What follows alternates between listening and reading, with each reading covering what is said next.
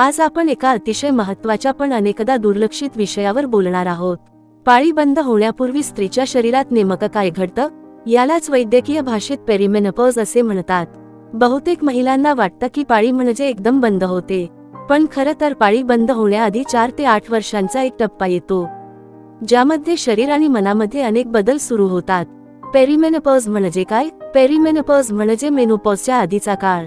या काळात स्त्रीच्या शरीरातील इस्ट्रोजन आणि प्रोजेस्टेरॉन हे हार्मोन्स कमी जास्त होऊ लागतात। यामुळे पाळी अनियमित होते आणि अनेक शारीरिक व मानसिक लक्षणे दिसू लागतात। साधारणपणे हा टप्पा 35 ते 45 वयाच्या दरम्यान सुरू होऊ शकतो। पेरिमेनोपॉजची प्रमुख लक्षणे। प्रत्येक स्त्रीमध्ये लक्षणे वेगवेगळी असू शकतात, पण खालील लक्षणे खूप सामान्य आहेत।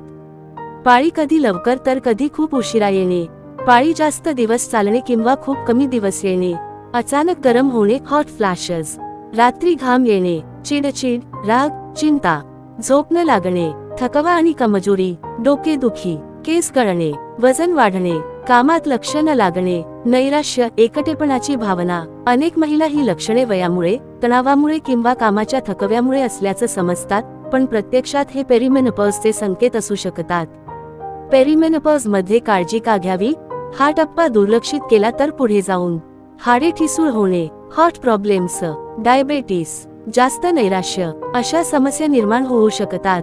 पेरिमेनोपॉज मध्ये काय करावे? नियमित व्यायाम करा, संतुलित आहार घ्या, कॅल्शियम आणि व्हिटॅमिन डी घ्या, पुरेशी झोप घ्या, ताणतणाव कमी ठेवा, गरज असल्यास डॉक्टरांचा सल्ला घ्या।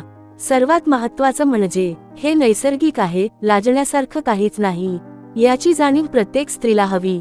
निष्कर्ष: पेरिमेनोपॉज हा आजार नाही, तो स्त्रीच्या आयुष्यातील एक नैसर्गिक टप्पा आहे।